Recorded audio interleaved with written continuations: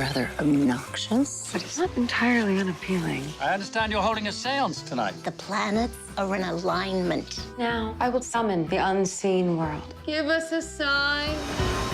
The more I watch her, the more I'm stumped. Could she be real? I'm beginning to question my own common sense. You've always been so certain about the world, and I've always tried to teach you that we don't know. Is there a certain era of clothing that you think you look exceptionally smart in, whether it's the 20s or the 60s or the 80s? Do you have an era that you think suits you? See, unlike a lot of people, I thought the 70s was pretty good. People go, oh, the ugly 70s. But maybe that was because I was at my best in the 70s. I actually had an hourglass figure in the 70s, so yeah. I don't know. It's interesting. I can tell you the one I feel least comfortable in is the sort of Edwardian stiff Eton collar thing. I can't bear it. I don't know if I have an era. I think it's for other people to judge possibly. I like a suit. I think I feel quite comfortable in today's stuff. I was very surprised. I did a film set in the 18th century when it's all a little frillier and looser, you know, the sort of Amadeus period, if you like. It's astoundingly comfortable. It was like wearing pajamas or something. Wardrobe-wise, I'm really Elizabethan. I'm really strong because my calves, the pumpkin pants, and the tights work great for me. I hate, actually, the sort of like the high-waisted, pleated, big baggy, like the zoot suit. I'm not that comfortable in. And these tuxedos, those men. I mean, I feel so much admiration for the cast of Downton Abbey that I never knew I needed to.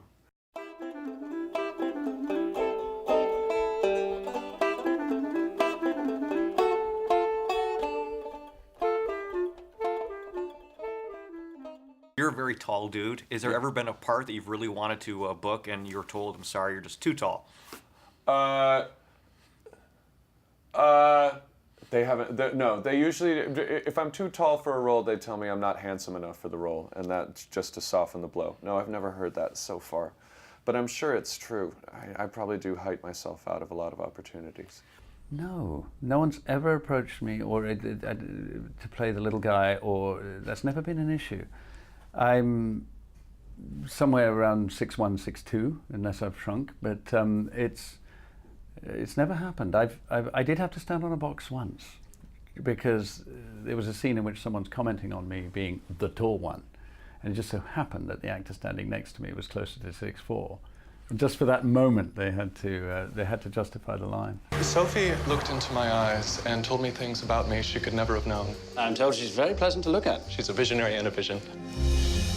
I'm getting a mental impression. Are you from the Orient? Far East? I really enjoyed you also in Miranda July's The Future. Yeah.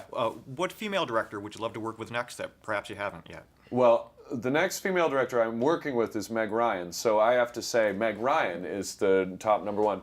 But I love that Nicole Holofcener, and that last one was so awesome. The Enough Said movie, that's her, right? Mm-hmm. She's yes. the best. And Jane Campion. That would be so incredible. Will they watch this? Absolutely. We'll make Good. sure they do. Is there a type of mother role that you would love to play in terms of sinking your teeth into? A different kind of mother, a different shade of mother? I think I'd like to do a really comic mother.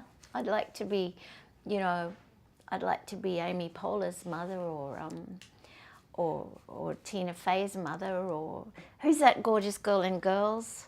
You know, Lena Dunham? I'd love to be Lena Dunham's mother, yeah. What comedy film or humorous film did you do that you said to yourself, wow, I think I've really got really good comedic chops and I'm going to take on more of these roles? I've never reached any self-assurance about that. Comedy is probably does more to make you feel insecure than any other creative form that I've ever experienced. It can make you downright neurotic because it's such a precise science, but it feels so nebulous as well. And if it's on film, you don't have the affirmation of an audience laughing.